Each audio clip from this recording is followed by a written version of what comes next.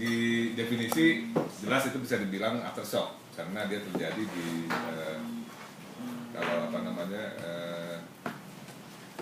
definisi aftershock itu kan segala gempa yang lebih kecil terjadi setelah main shock yang berada di radius kira-kira sepanjang si patahannya itu. Walaupun patahannya sampai 1000 km atau bahkan lebih ya. Jadi di radius 1000 km itu kita bisa bilang sebagai aftershock kalau ada gempa-gempa kecil. Meskipun itu tidak ada hubungannya, itu hanya per definisi aja begitu kalau aftershock sebetulnya, bukan ke arah originnya gitu ya. Tapi kalau secara teknis sih kita lebih cenderung ini dibilangnya gempa kembar ya. Ya.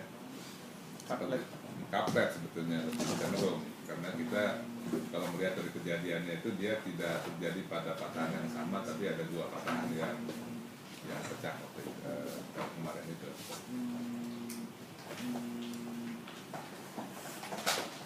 Nah kalau dari yang kemarin itu kan banyak disebutkan oleh masyarakat itu apakah gempa ini ada pada megatrust atau seperti megatrust atau tidak. Nah kalau kita melihat jenis patahan yang terjadi pada tektonik lempeng, kita tahu kan di tektonik lempeng itu ada yang namanya oceanic spreading ridge ini, yaitu tempat di mana terjadi timbulnya lempeng yang baru muncul begitu muncul di sini, kemudian di sini ada lempeng baru yang namanya didesak. Kalau padahal permukaan bumi itu kan tetap harus konstan ya, ketekanan permukaan massa gitu, sehingga yang tuanya harus di recycle ke dalam. Nah, tempat recycle ini atau tempat tumbukan buah lempeng ini yang kita sebut sebagai subduction zone ini. Nah, kemudian yang bagian selonya kita sebut sebagai megatrust. Jadi yang gempa Mentawai Aceh 2004 itu kan yang di sini. Nah, sedangkan yang kemarin itu terjadinya itu di patahan-patahan geser ini yang di sini yang di oceanic plate ini. Itu untuk mengakomodasi pergerakan yang tidak sama antar di lempeng samudra itu, blok-bloknya itu. Jadi seperti ini gerakannya yang kemarin itu. Persis seperti ini sebetulnya, ini namanya sinistral atau left lateral. Jadi blok ini bergerak ke sini, blok ini bergerak ke sana gitu.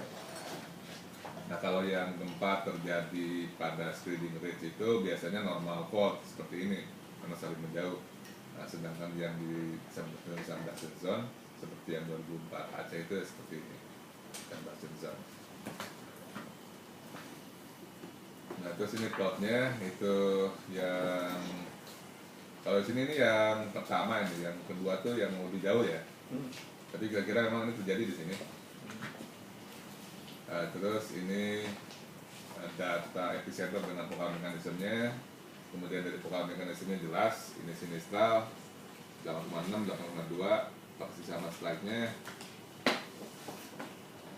Nah kemudian kalau dari seismisitas kita lihat memang cukup banyak lah, meskipun tidak terlalu banyak gempa-gempa yang terjadi pada sistem yang patahan utara selatan ini, tapi tentunya tidak sebanyak yang di sini.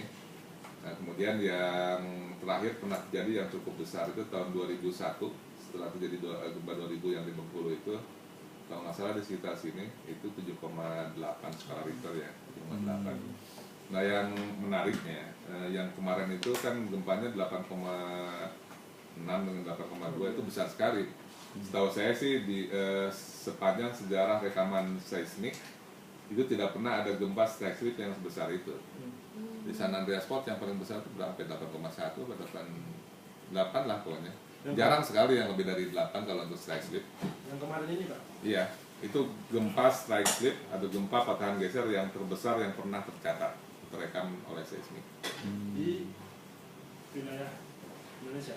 Enggak, di dunia malah. Di dunia malah? Iya, jadi itu memang uniknya di situ kalau dari segi ilmiah ya, karena iya, gempa dengan 8,6 di strike slip yang biasanya tebalnya atau lebarnya itu tidak lebih dari 20 km, itu artinya panjangnya lebih dari 1000 km, bahkan sampai 2000 km itu mungkin, terus bergerak sampai 20 meter gitu.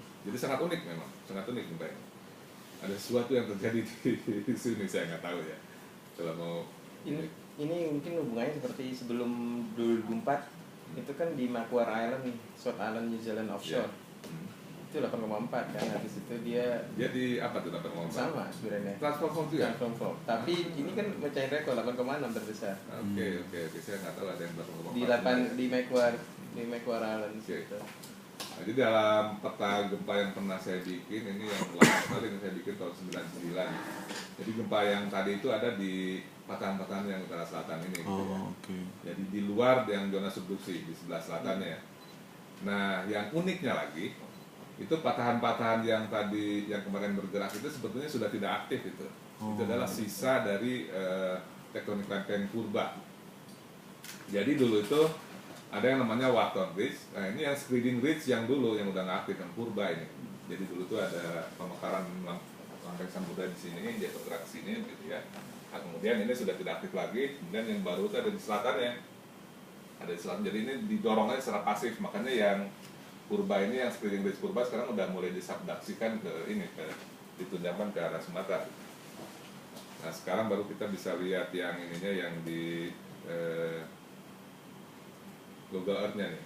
Nah, ini diperhatikan, jadi yang tadi itu kan yang ini namanya 90 East Ridge ya. 90 S.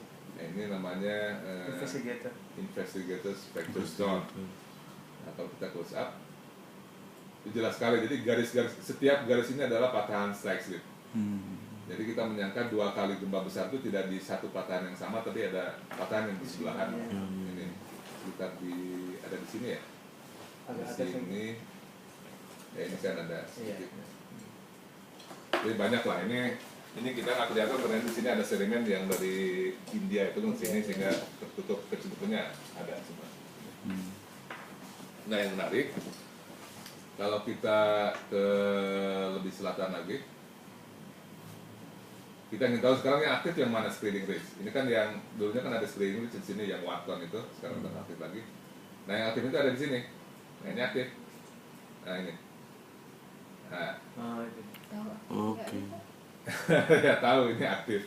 The seismicity, saya nggak ininya sih ya nggak. Kita belum plot ininya.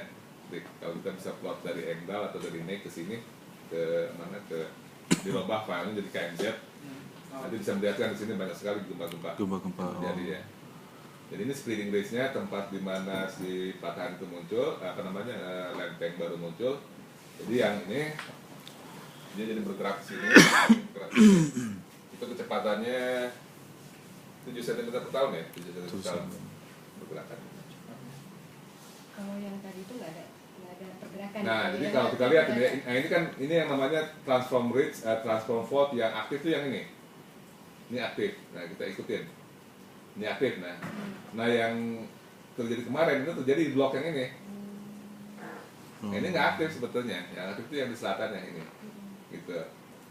Jadi kelihatannya si blok ini cukup rigid gitu ya. Jadi dia nggak disayat oleh yang ini. Nggak kelihatan paling tidak di sini kan. Ini hanya berhenti di sini aja. Nah, jadi sebetulnya si blok ini tuh dia secara pasif aja didorong dari selatan. Didorong dari selatan gitu ya. Nah, sekarang bayangkan si blok ini kan didorong dari selatan, diimpikan dengan kontinen. Kalau blok ini didorong, apa yang terjadi? Di sini ada diskontinuitas. Begini kan? Dorong. Jadi itu yang terjadi. Jadi sebetulnya karena si blok ini didorong dari selatan, dia jadi berotasi searah jarum jam gitu. Nah, rotasi ini yang menyebabkan si strike ini bergerak begini gitu. Jadi sebetulnya wajar aja kalau misalnya ada gempa pertama karena sangat besar kan, dia bergerak begini, yang di sebelahnya kan jadi ikut tegang juga kan, dirotasi kan, sehingga dia harus bergerak juga. Makanya kita lihat aftershocknya itu cukup menyebar, bahkan yang di sini pun ada bergerak juga gitu ya, karena dia memang rotasi blok.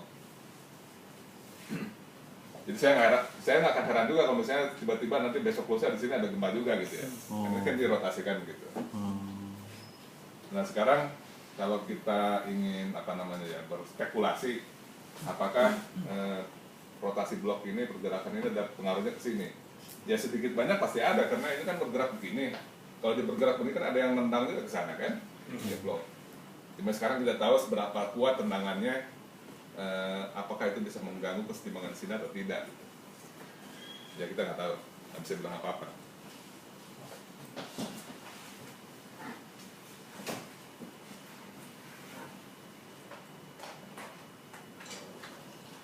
Kalau yang dulu yang sebelum 2004 tuh yang saya bilang tadi di New Zealand tuh di sini.